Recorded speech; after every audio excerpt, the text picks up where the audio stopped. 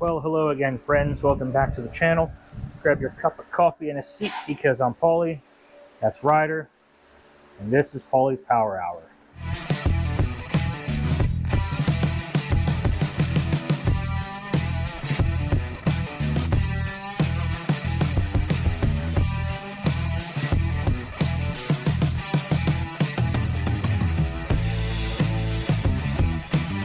So today is a day that I've all been waiting for. Big Mama's in the garage and I'm fixing her air conditioner. So I got all this stuff off of RockAuto. I unpacked this to make sure the compressor was right. The compressor is correct. I do have to scan this QR code to make sure it has the prerequisite amount of oil in it, which is, it starts with 3 ounces. But this kit is nice. So it comes with compressor, it comes with accumulator, orifice tubes. It actually comes with 2 orifice tubes for some reason. I gotta figure that out. Oh, must match OE color. So I'm gonna be using the white one. And then a whole bunch of O-rings, which is nice. The compressor itself came with these seals, which is great. Separately, I bought the lines. So this goes from compressor. Big line goes up to the accumulator. And then the accumulator into the evaporator. And then this little line goes into the condenser. Pretty sure when I open that up, there's a whole bunch of like green crap in there from all the sealing and what's that, leak stopper that I've put in there over the years. And when it's all said and done with, the only thing I'm going to be reusing is this line right here that goes from the bottom of my evaporator to the condenser.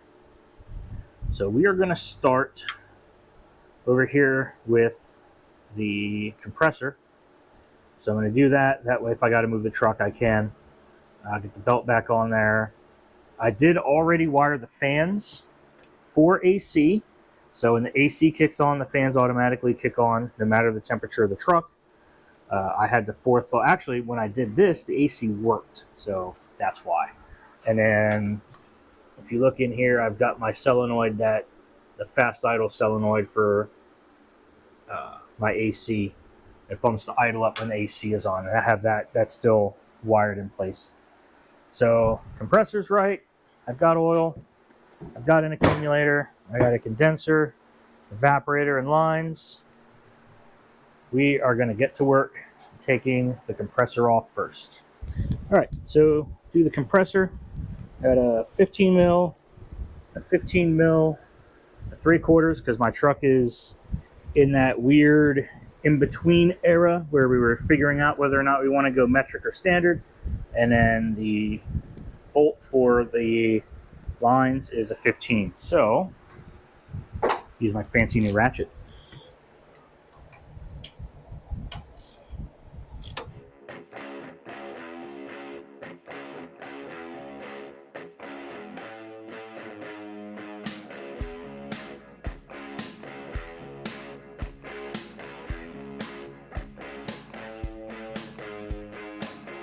Now, one thing I will say, I have a Harbor Freight electric ratchet at work.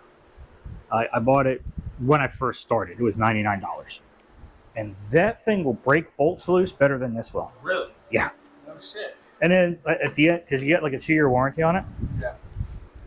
And they were like, yeah, just bring it back at the end of 2 years and we'll say it's broken and we'll give you a whole new one. I was like, oh, okay. So I went back and I said, hey, yeah, I want to look at getting a new ratchet. And they're like, oh, we don't have the exact one because we have the new model. I said, oh, okay, cool. Like, yeah, but it doesn't, it has like a lower breakaway torque. I was like, so the new one has less breakaway torque than the old one? And they're like, that's what the numbers say. And I was like, I'll keep this one.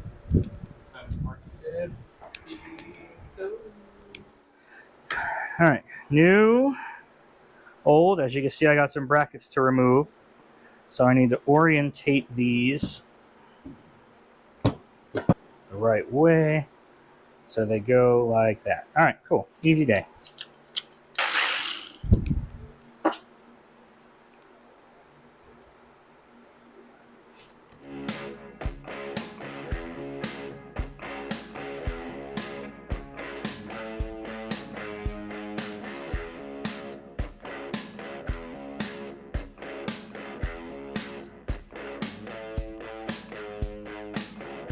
All right, so since I'm showing you guys everything, here's how this works. So I scanned this QR code, and it takes me to the Four Seasons website to download the Four Seasons capacity guide.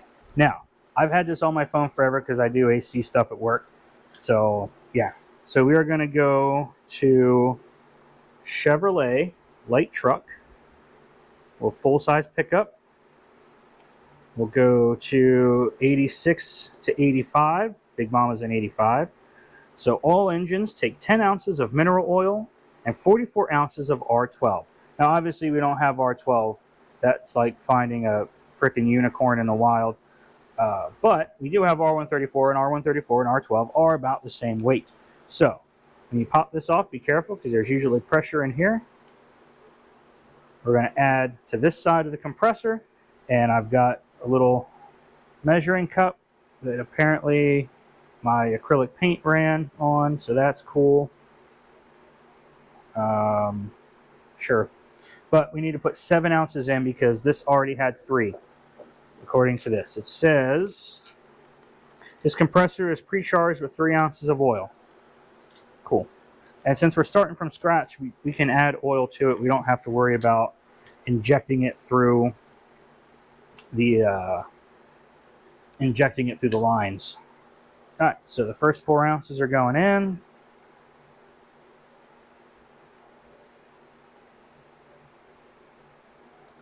And 4 minus 7 is 3, so we'll do 3 more ounces, which is basically going to be almost this whole thing. This thing's only 8 ounces, so I have 1 ounce left over. Wow, that's cutting it close.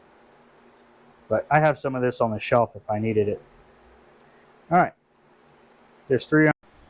All right, now that the compressor is in place, I snug these up just a little bit. And I put tension on my belt.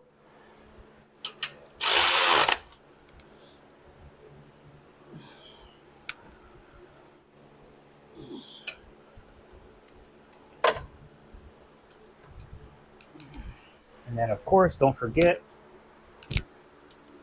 right there. Okay, so here we go. Take this off. Take this off. And then right here, I'll take this off. And this 1/2-inch bolt here. And these lines will come out of the way. You might be asking, Paulie, what size is that big one on the accumulator? My answer is this size. All right, so it's the next day. Had some stuff to take care of, as usual, you know, life and stuff. Local people make this cup. Got some Monster in here. So here's where we're at. I've got the lines off. I did have to cut this because this fitting was not coming off. It's been on there probably since 1985, and it refuses to come off. But the accumulator is ready to come off. I'm probably going to run up to the store and get a new pressure switch. I have a new kit with the fittings, so I'm going to replace the fittings, and then I just have to figure out how the box comes apart. I honestly have no idea yet. I'm assuming I take the bolts out the top, the side, and the firewall. There's probably some on the bottom. And hopefully it comes off. Hopefully. So, yeah. But, next thing's next. I'm going to be working on the condenser. I did take the radiator hold downs loose. And it does look like I have enough movement to hopefully sneak that out of here. So we're going to do that next.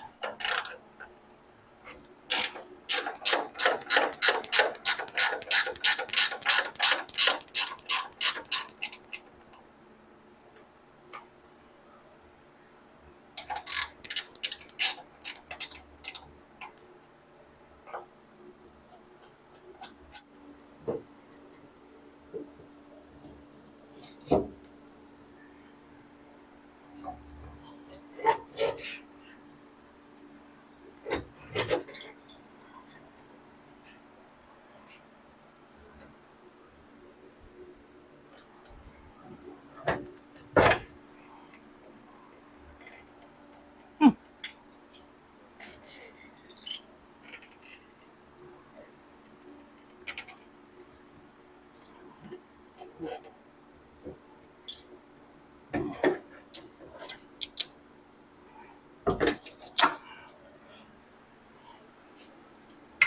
right, so I don't know. We might have a problem. I ordered this for a 1985 C20. However, it does indeed look like it's a tad bit small. The lines look like they're in almost the right place. So I don't know if this is going to work.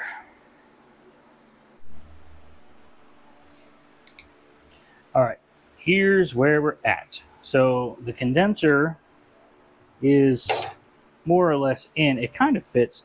Now, there's a line down here. I don't know if you can see right there. It almost looks like there's like an option. Maybe there's different condensers for this truck. The only thing that concerns me is that this is kind of small. I know that there are advances in technology, but I don't know. We'll see. We'll see if it cools.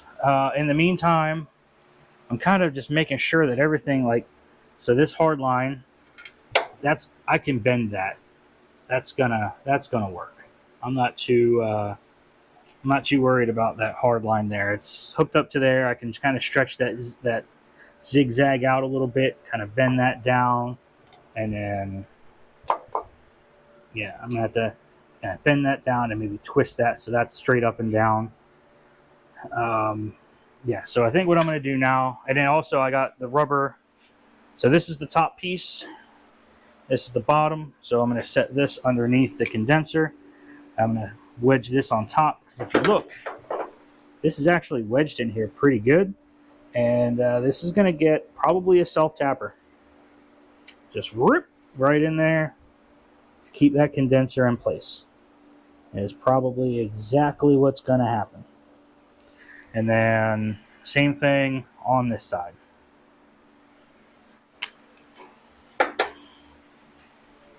So what I've done here, I trimmed out this piece so hopefully this can lay flat on the condenser.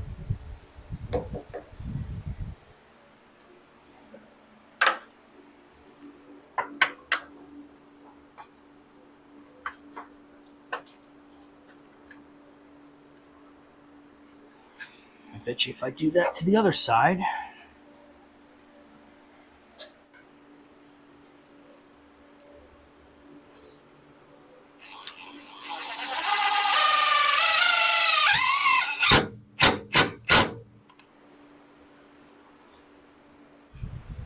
all right, check it out. Got a tech screw there. The condenser is in place on rubber pads, so it's isolated from the steel core support. Actually, I got to use the factory bolt here, and then I made sure that the lines, the aluminum lines here, are not touching anything metal. So I think we are good. So now I'm going to put the radiator back in place, and now I'm going to work on that line. Actually, no. I'm going to change the evaporator after I take the accumulator off. And yeah. And then that should be it. Figure out the lines. So, yay! Alright, so here's what's been going on while the camera was charging. I put the lines on the back of the compressor. Alright, I ran them up to the clamp for the alternator bracket. I did have to tweak them a little bit, and I'm going to have to tweak them some more because I don't like how they touch. I don't like when metal vibrates together. I did have to kind of bend this a little bit. You know, nothing really is bolt-on anymore. Even though this is four-season stuff, and usually four-season stuff is really good quality. Yeah, there's a fair amount of bending and fabrication, especially with this line, that I'm going to have to do, unfortunately. But, yeah, whatever. What are you going to do? I did get most of the bolts out of the box, and actually, surprisingly, the box is just about ready to come off, which I'm impressed with. I am going to have to take off this bolt here for this little clamp. I gotta make sure I transfer that to the new one. And of course, the orifice tube goes in here. So, and it's the white orifice tube, so I'm going to put that in before I install the evaporator. Do that on the bench. But yeah, so I got 2 bolts under here to take off. This will separate. And yeah, so let's get to it. All right, so because I've replaced it before, I do know that this particular AC system uses a white orifice tube, which is like this. So this gets installed in your evaporator like this. But what I am going to do first is get a little bit of the PAG oil, and I'm going to coat this O-ring so it slides in nice and easy. Less risk of tearing the O-ring.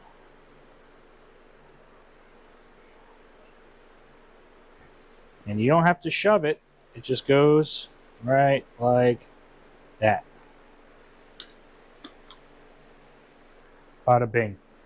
If it needs to go in further, it'll go in a little bit further when I put the line on, but I'm not going to shove it in there right now. Okay, so this is just about ready. Wow, here we go. This thing has not been opened since 1985. Well, 84, really, when the truck was probably put together. Wow. Oh, there's all kinds of trash in here.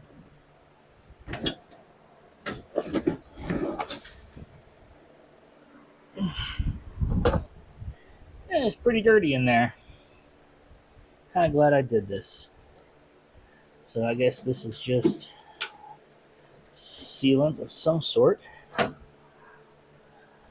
gonna have to figure that out. Oh, you know what? It did come with this, but I don't know if that's... that actually might be enough to seal that whole thing. Well, I guess I better start scraping.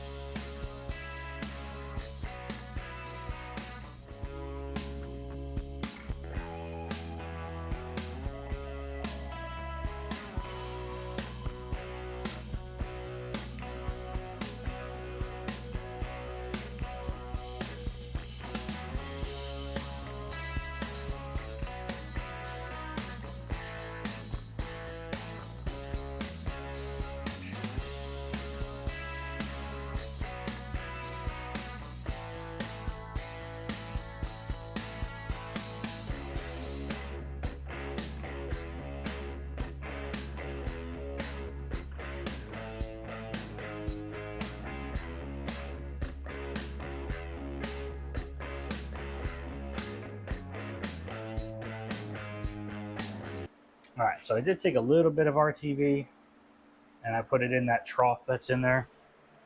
Maybe that'll help me. I don't know. We'll see. All right, now just gotta get this down here like so, and then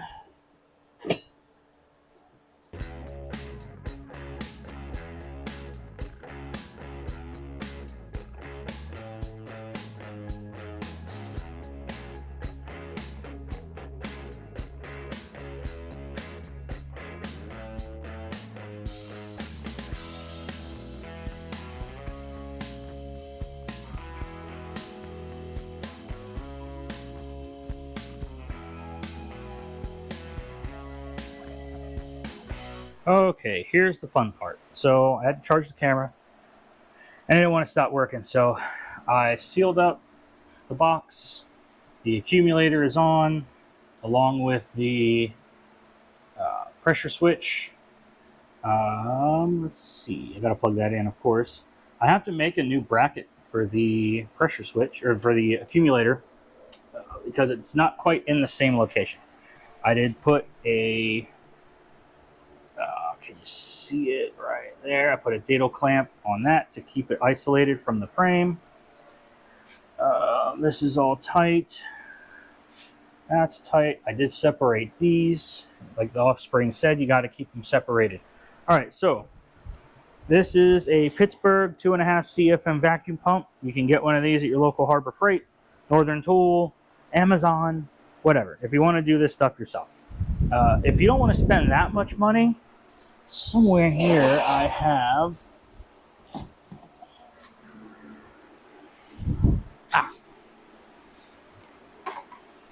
So before I started doing this, like, for people a lot, and my own stuff and stuff at home, I bought this thing for like $30 at Harbor Freight. It's real chintzy, it's real stupid, but it works, and it puts a pretty good vacuum on there.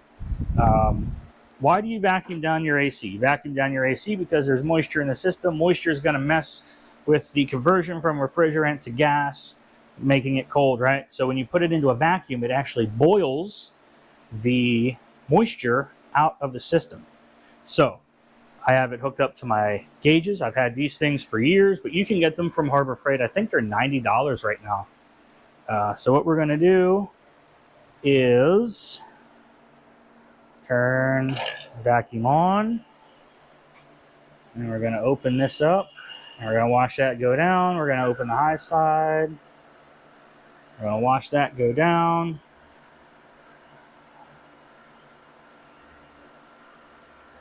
And then just to make sure, I'm going to close the high side. I'm going to close the low.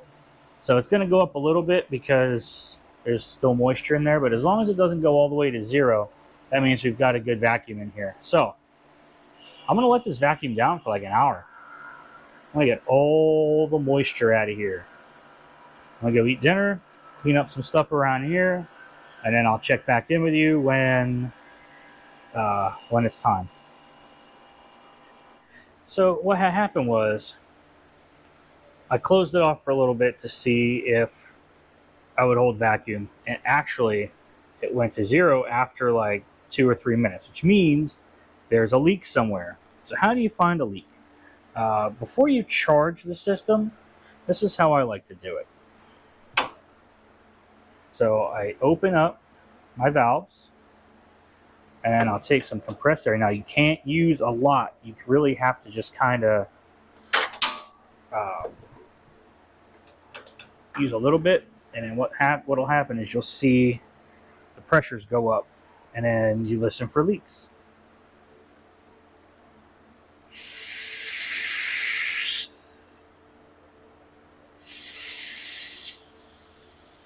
All right, so I don't know if you can hear it, probably not, but there's a leak somewhere. And it sounds like it's coming from the accumulator. So here's what I'm going to do. I'm going to spray. I'm going to move this so you can see the accumulator. And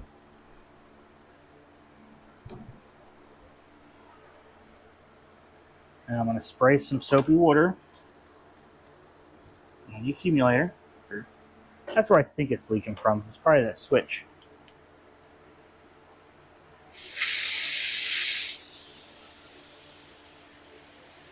Oh, can you see that? See the air escaping?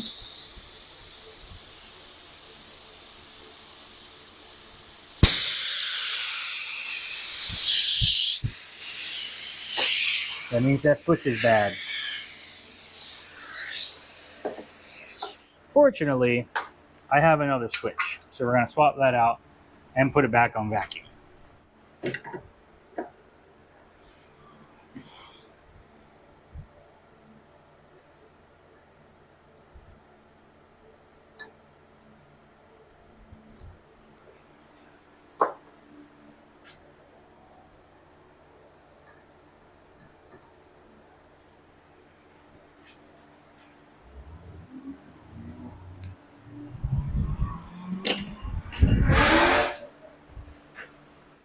Okay, so I vacuumed this thing down for about an hour, and it's been sitting for 20 minutes closed.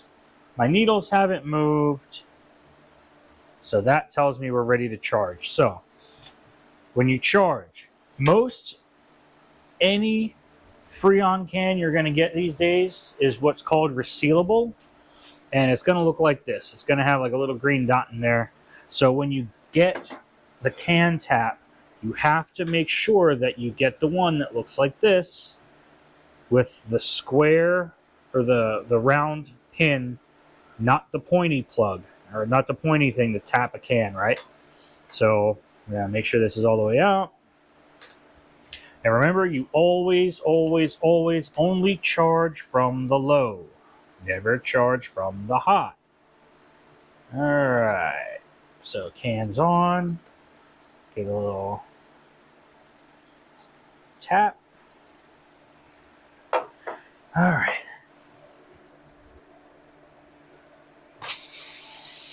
I'm gonna bleed. Yep. All right. We got Freon. Cool. All right. So now what I'm gonna do is open the low. It's gonna fill.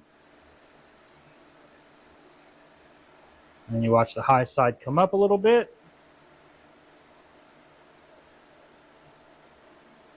I actually kind of expected the high side to come up a little more. I'm not quite concerned yet, but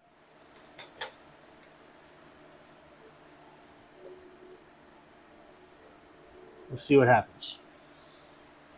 All right, so now I'm going to start the truck and turn the AC on.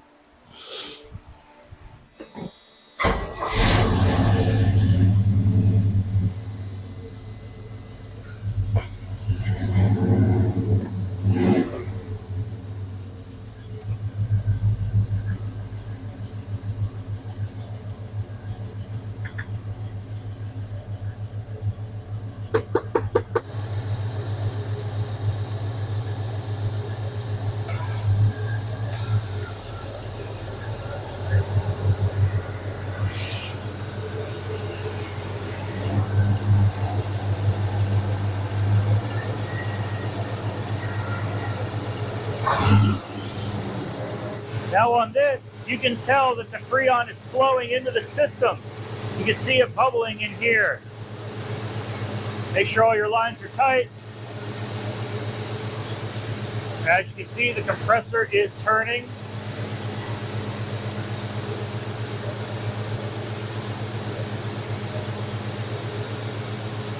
So we're going to watch our pressures.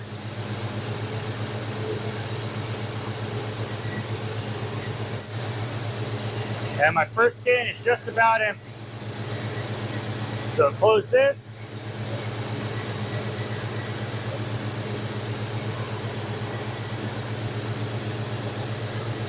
Now there's still going to be some in here, so you want to make sure you undo your can tap before you take the can off.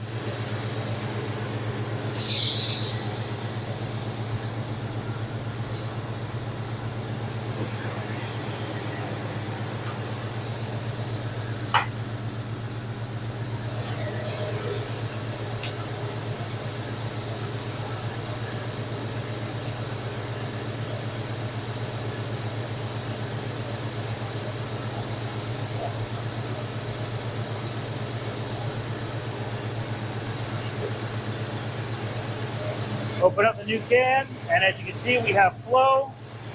Pressure's going up. I want somewhere between 150 and 200 on the high, and probably 30-ish on the low because of the weather today.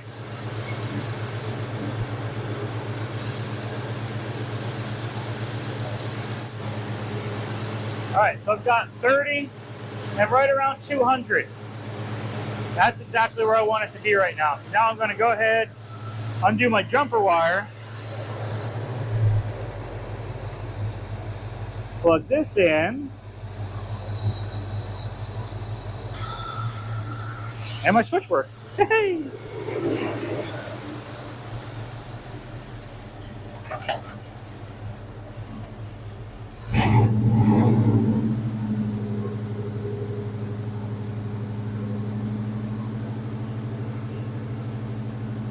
Okay, so here we are. It's Thursday. So that was Sunday, Saturday, whatever day. And I've been driving her for a week. One, I forgot how much gas she drinks. She's a thirsty girl. And two, the AC is still ice cold. According to my thermometer, it is 49, 48-ish degrees when you're going down the road.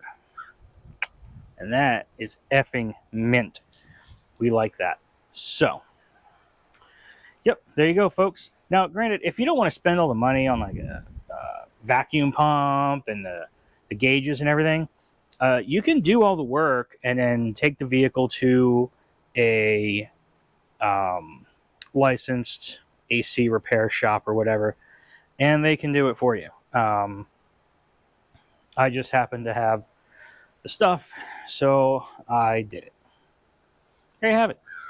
So for, $390 shipped to the house, and then you figure $9 per can of Freon from, well, actually it's $12.99 because I got them from O'Reilly's, the local auto parts store here.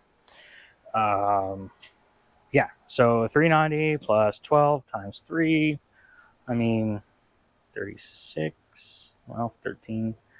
So for $430-ish, plus everything else, little widgets and whatever else I would have to get. Really, that's not bad to fix your air conditioner, I don't think. So now I'm driving down the road. She's nice and cool inside.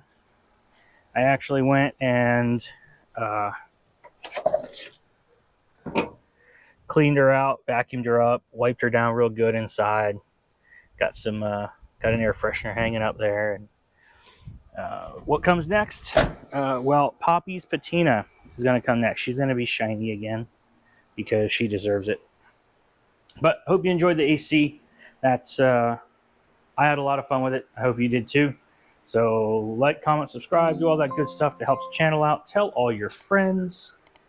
And as always, you guys keep it between the ditches and you come back and see me.